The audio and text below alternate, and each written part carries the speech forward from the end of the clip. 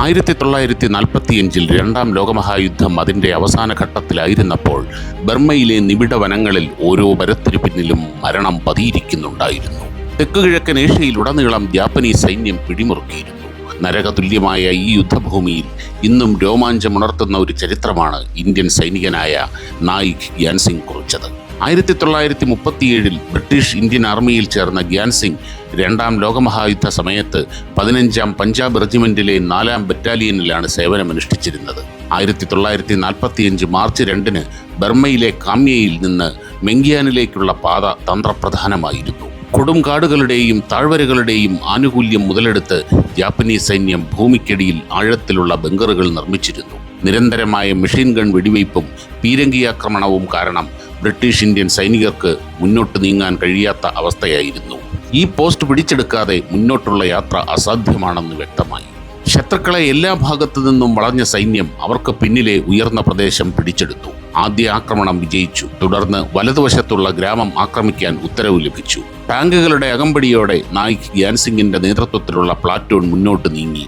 ഒരു കള്ളിമുൾച്ചെടി വേലിക്കരികിലെ കുഴികളിൽ ഒളിച്ചിരിക്കുകയായിരുന്നു ശത്രുക്കൾ. അവർ വളരെ അടുത്താണെന്ന് മനസ്സിലാക്കിയ ഗ്യാൻസിംഗ് കവറിംഗ് ഫയർ നൽകാൻ മെഷീൻ ഗണ്ണർക്ക് നിർദ്ദേശം നൽകിയ ശേഷം ഒറ്റയ്ക്ക് മുന്നോട്ട് കുതിച്ചു.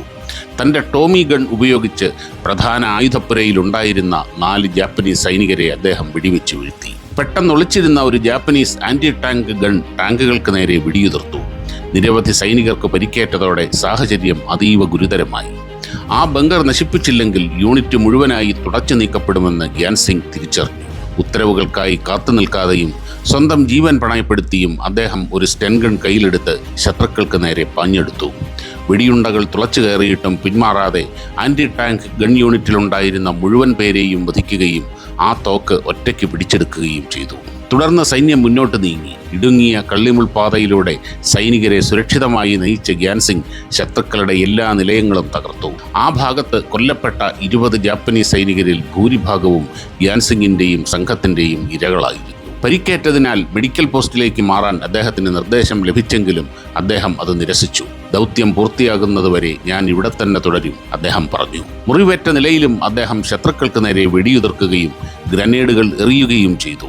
അദ്ദേഹത്തിന്റെ വീര്യം അനേകം ഇന്ത്യൻ സൈനികരുടെ ജീവൻ രക്ഷിച്ചു. ഒടുവിൽ ആ ദൗത്യം വിജയകരമായി പൂർത്തിയാക്കി. അസാമാന്യ ധീരതയ്ക്ക് 1945 ഒക്ടോബർ 16 ബക്കിംഗ്ഹാം കൊട്ടാരത്തിൽ വെച്ച് ജോർജ് ആറാമൻ രാജാവ് അദ്ദേഹത്തിന് വിക്ടോറിയ ക്രോസ് നൽകി ആദരിച്ചു. യുദ്ധത്തിന് ശേഷവും അദ്ദേഹം രാജ്യസേവനം തുടർന്നു. ഇന്ത്യക്ക് സ്വാതന്ത്ര്യം ലഭിച്ച ശേഷം ഇന്ത്യൻ സൈന്യത്തിന്റെ ഭാഗമായ അദ്ദേഹം 1962 ഇൻഡോ ചൈന യുദ്ധത്തിലും 1965 ഇന്തോ പാക് യുദ്ധത്തിലും സജീവമായി പങ്കെടുത്തു. ലണ്ടനിലെ മെമ്മോറിയൽ ഗേറ്റിൽ അദ്ദേഹത്തിന്റെ പേര് സ്വർണ്ണ ലിപികളാൽ ആലേഖനം ചെയ്തിട്ടുണ്ട്. 1945 മാർച്ച് 2 ആ യുദ്ധം വെറുമൊരു റോഡ് പിടിച്ചെടുക്കലല്ലായിരുന്നു, മറിച്ച് ഒരു ഇന്ത്യൻ സൈനികന്റെ അജയ്യമായ ആത്മവീര്യത്തിന്റെ വിജയമായിരുന്നു. 1996 ഒക്ടോബർ 6 ഭാരതാംബയുടെ ഈ വീരപുത്രൻ അന്തരിച്ചു. എങ്കിലും നായിക് ഗ്യാൻസിംഗിന്റെ കഥ തലമുറകൾക്ക് ഇന്നും പ്രചോദനമായി തുടരുന്നു.